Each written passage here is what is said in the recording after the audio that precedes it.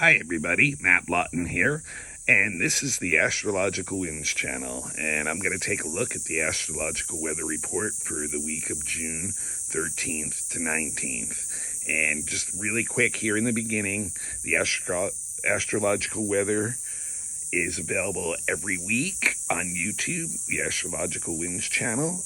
If you have a YouTube account, you can become a follower and then just turn on your notifications and you'll get the message every week when it comes in.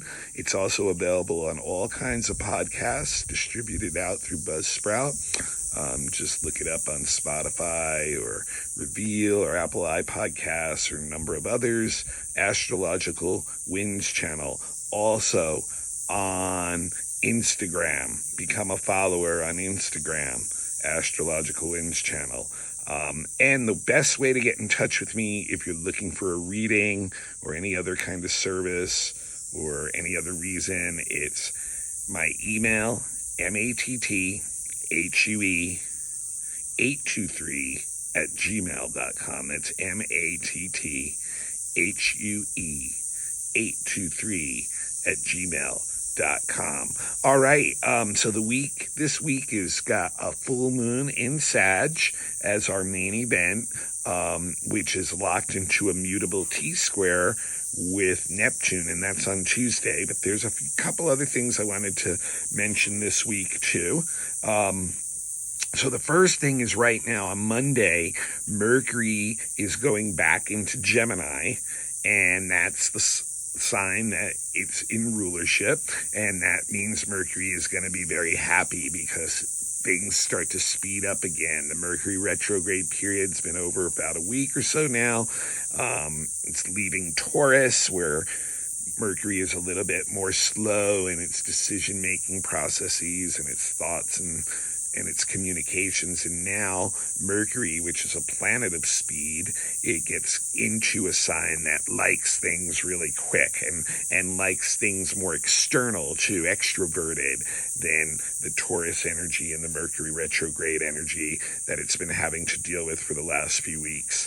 It's like, so it's going to want to go out and have us on a mental, intellectual level, really feel stimulated about going out and collecting new information and wanting to share that information, and by processing that, and that's how we process it, is by sharing a lot of the information that we're exposed to, usually through lively, active communicating, things like that. The mind is really acute when it's in Gemini, but it's also kind of like a butterfly. It's a little bit superficial in the sense that when it's collecting, it's just gathering now. It's not so much doing a lot of the deep thought and stuff. So sometimes can get stuck on unimportant kind of matters, maybe chatty, gossipy things, either in our mind or with our communications. But it also shows a time of more movement too,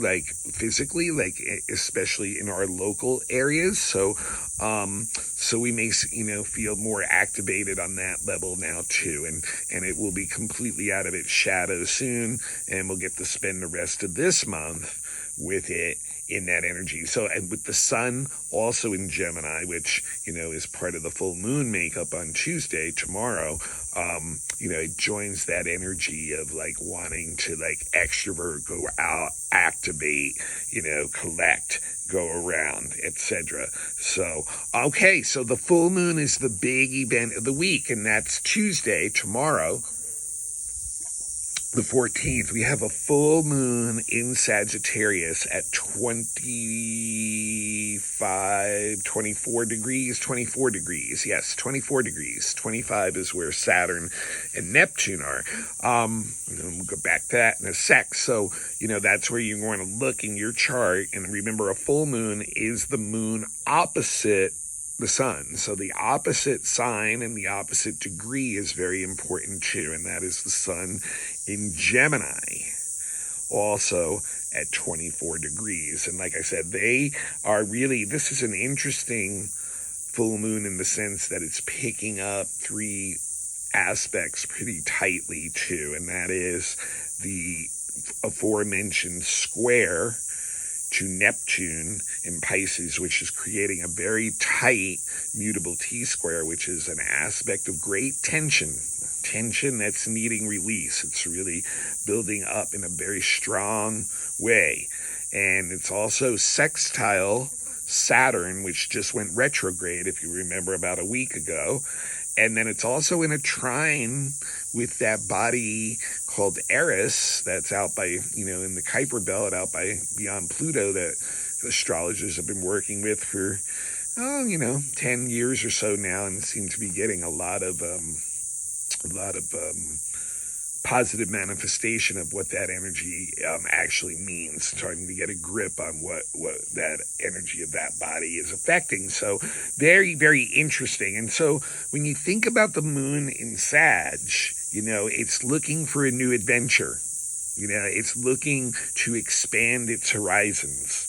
It's looking to go out forth and find something new to bring in, new experiences, new exposure to different cultures and people, new knowledge that builds upon primary knowledge, so like secondary type knowledge, like that kind of thing. And it's all about like personal growth, really. It's all about wanting to expand our horizons. It's got the bigger vision. It doesn't actually, it's, not the most comfortable sign for the moon itself, in the sense that Sag can be a little bit brusque about, emotions itself, and has a tendency to just like be more interested in a higher intellectual and spiritual kind of energy rather than getting caught up in emotional type energy. So really,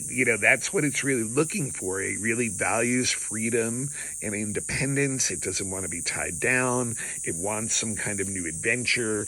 And so here, it's opposite the sun in Gemini. And it's interesting. I've always thought that the Gemini-Sag axis, which is the axis of information and education and communication, actually have a lot, obviously axes have similarities, but a lot of times they seem on the surface actually to be very dualistic in nature, where actually they're really intertwined with one another. It's not really a dualistic energy at all. They're actually one energy, one that can't exist without the contrast of the other. So it's very interesting on that level. I've always thought that Gemini and Sag, even though they're opposite signs, and that there's not actually extreme conflict and opposition between them. They actually operate in almost similar manners. It's just that the vision and how far it goes and how wide it goes is a lot wider and far further for Sagittarius. The sun in Gemini is content to collect information for its journey and purpose right in the local area and in local places. So it's going to, be okay with not going out to the horizon.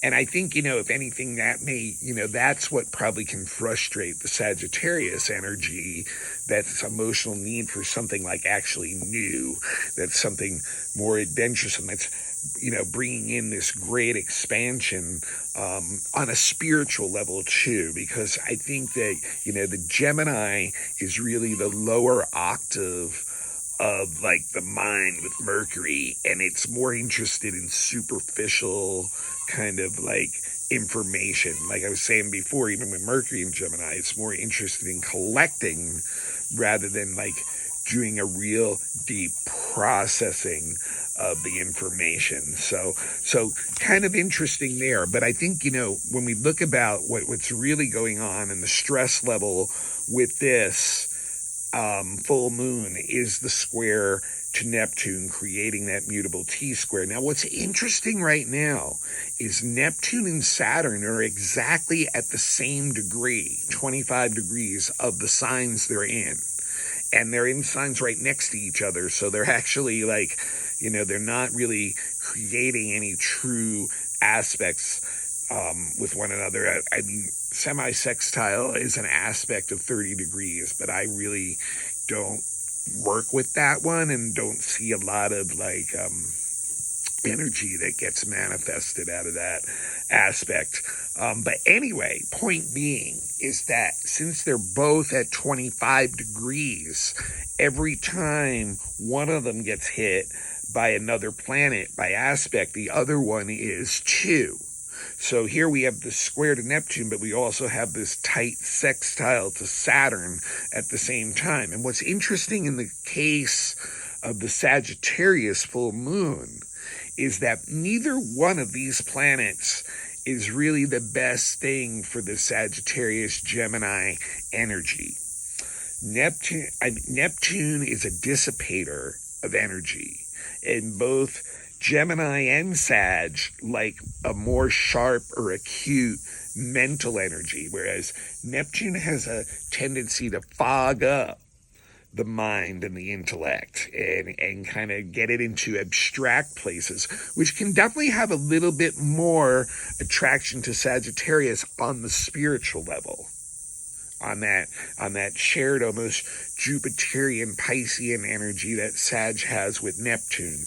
But for the most part, neither one of them is super happy with Neptune slowing them down. Remember, I said Gemini likes to move fast. Sag likes to move fast. Sag likes to move fast right off into the horizon like the charge of the light brigade.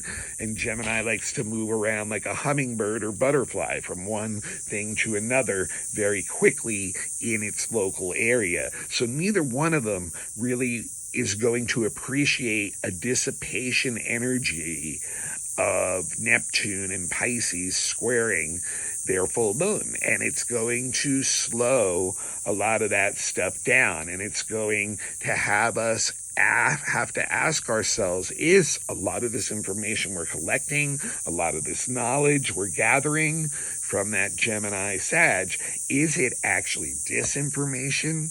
Is it misinformation? Is it like ourselves kidding ourselves about the ideals? Is it watching the ideals we had not able to function well in this world? But it really puts us, it muddies up the wisdom and the knowledge that we're trying to normally get, and that would be beneficial out of a moon in Sag, and it opens us up, to being deceived, because what happens is people or ideas can appeal to us on this very emotionally charged idealistic level, and that can be very blinding. It makes you a follower very quickly, that you're not actually being true to yourself, that you're following some set of ideals, so that you and someone can use that, or systems or models can use that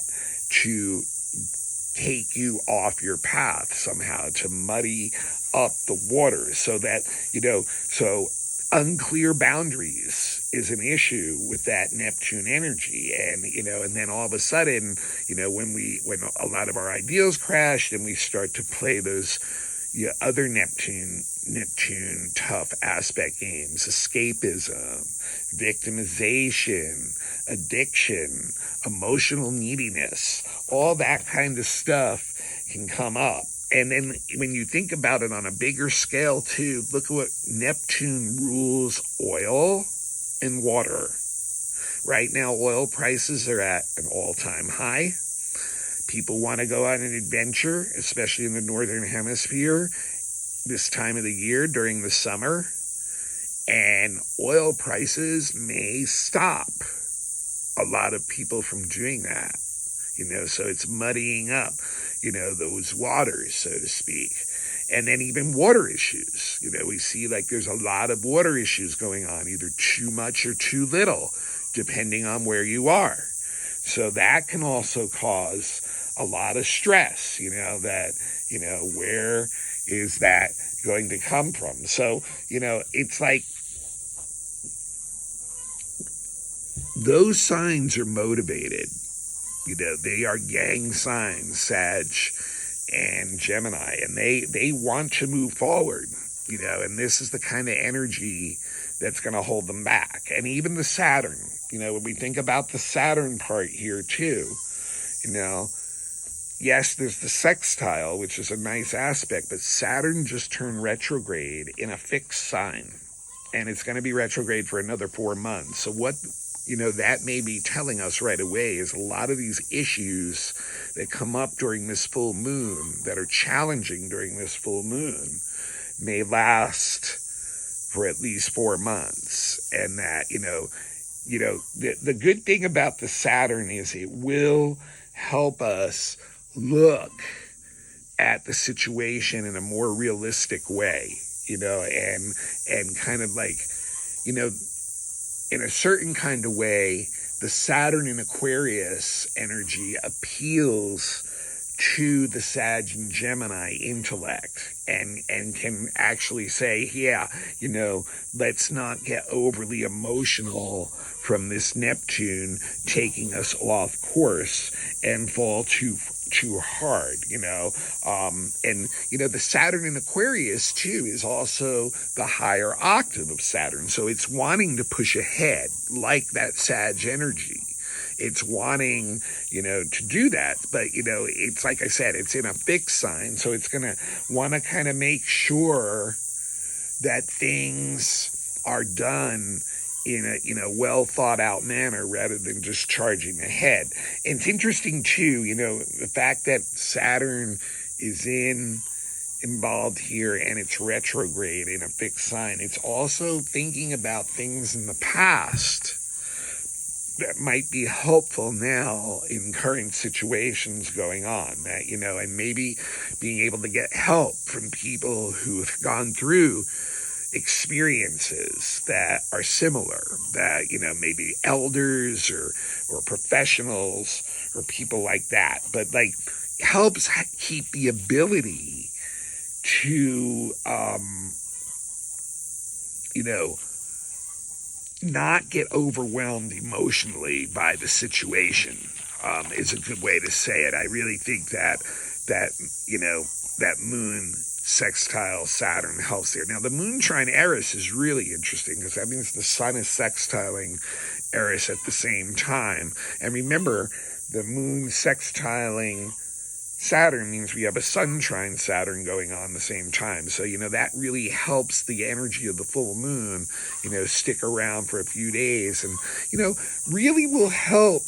The reality is, it can help find some solid structure within those ideals right now. So it's very interesting on that level. And then if you allow that change to flow in, the moon trine Eris, the sun sextile Eris, it can actually propel us forward quite a ways right now, that it can bring in a lot of changes that, to our beliefs and the systems and models we have right now, and allow an accelerated change to occur.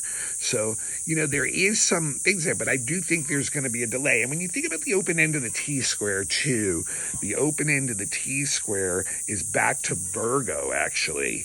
And so, it's like almost saying, once again, don't get lost too much in the Neptune thing. Like, get through the details, work through them as well as you can, and, keep that, like, intellectual frame of mind going. Virgo's very related to Mercury too, and, usually can have a really good detailed plan. So, and what's interesting too, the last thing about this full moon I want to mention,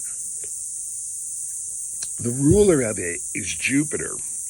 And I mean, Neptune's has affinity, is a kind of a co-ruler, but the traditional ruler of this full moon is Jupiter. And interestingly enough, Jupiter is not having any exact aspects with any other planet right now. It is catching a minor aspect, a semi-square, to Pallas Athene.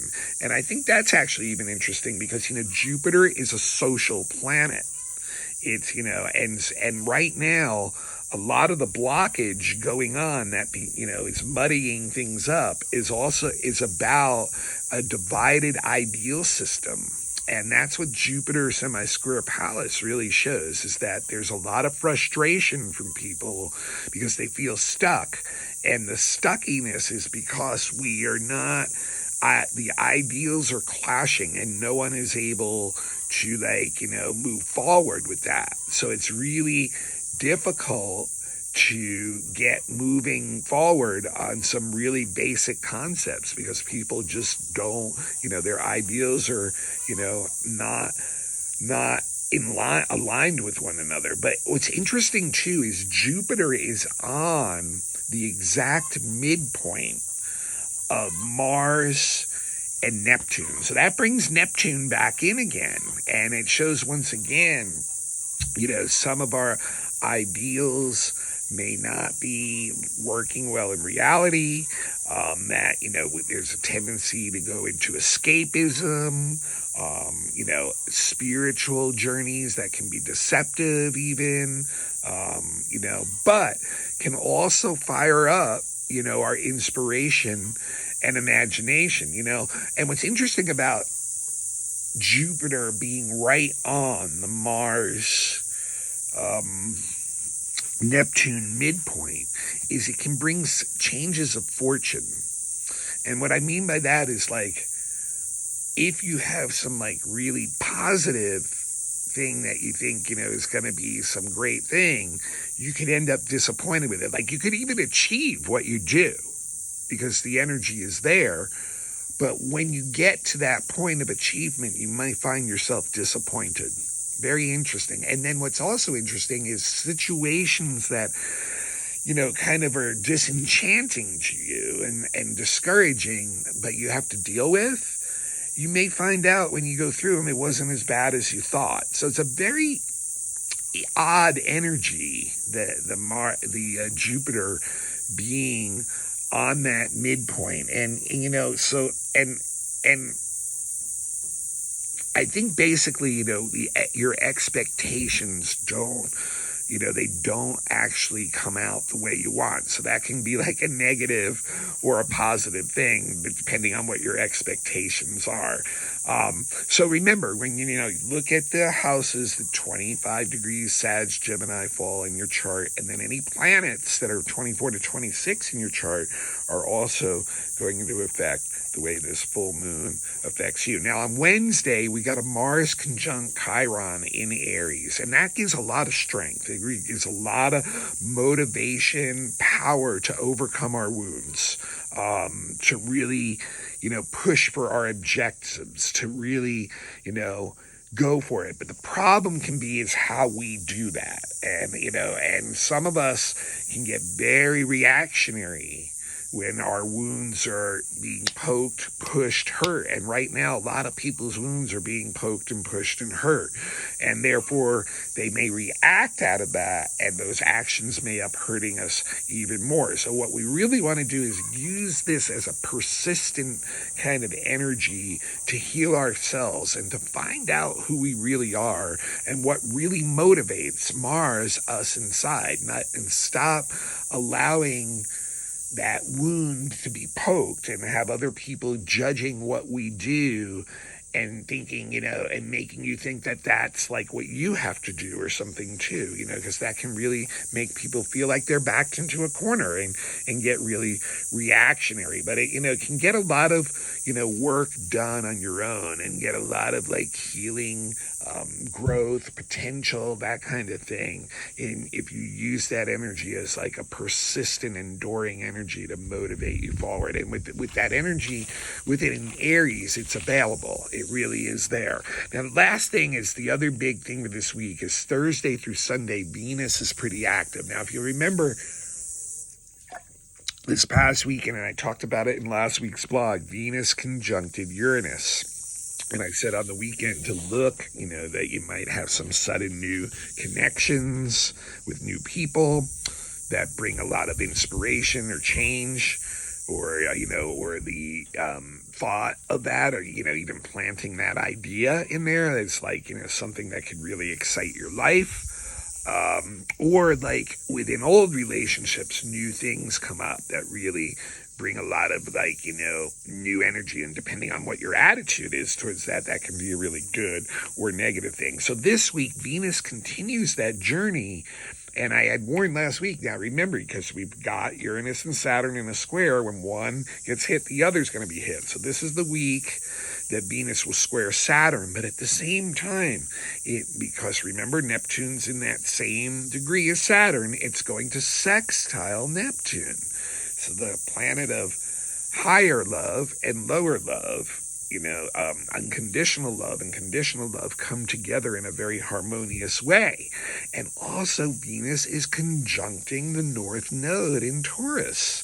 And Venus is very strong in Taurus. I told you a couple weeks ago when it went into Taurus, it's in rulership. And it really is a time where people want to build, it has a chance now to take that new energy that was that you got exposed to this past weekend and build it into something solid and foundational, both on an individual and group level, that you can really, find people who match you well and, be able to get some kind of security from one another. So this is a really, really solid energy where, resources can be, stabilized between you and others, and that people can adjust and adapt to situations together. They can find groups who are similar and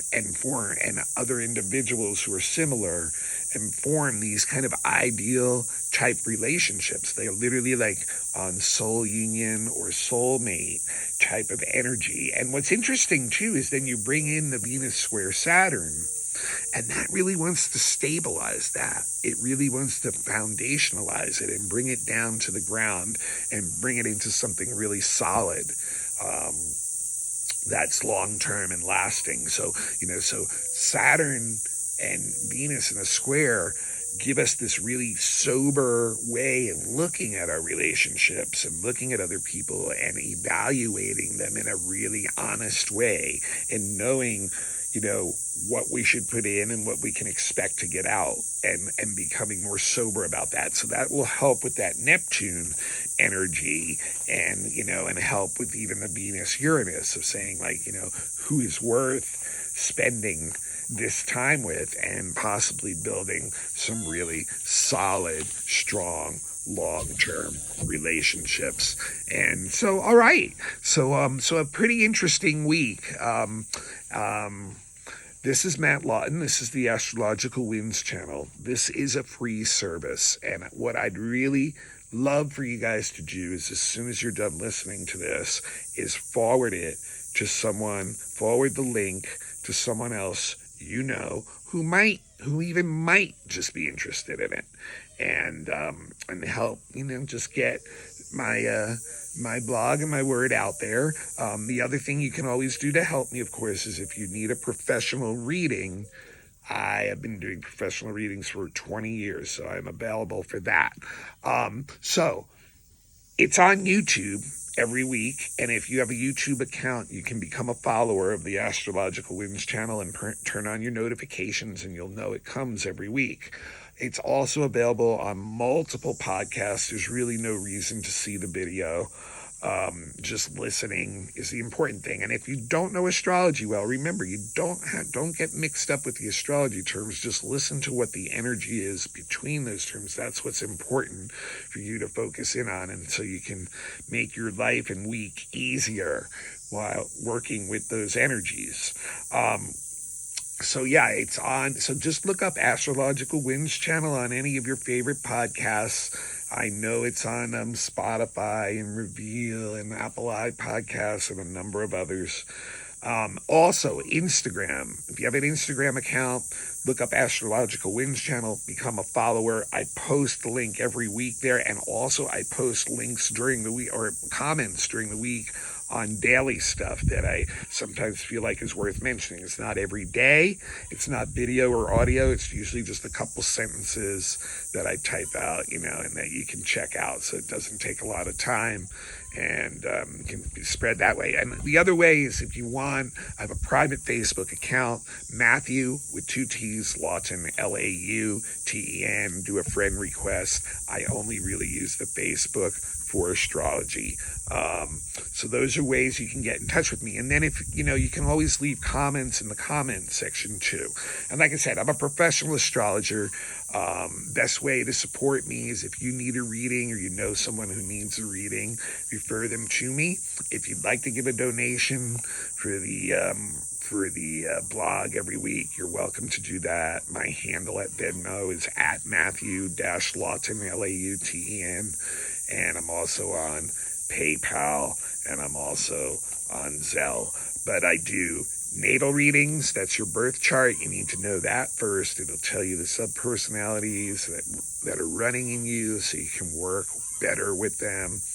Very eye-opening, deep work there.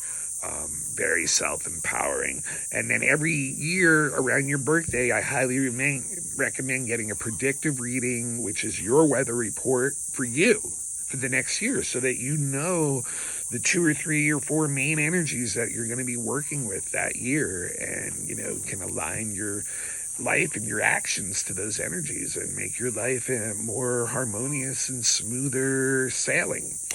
And then also available for relationship charts, relocation, astrocartography, children's charts, specific questions, fixed star readings for deeper spiritual purpose, all kinds of different stuff. Also, if you have an event, I'm available to come to the event, possibly do lectures or mini readings, things like that.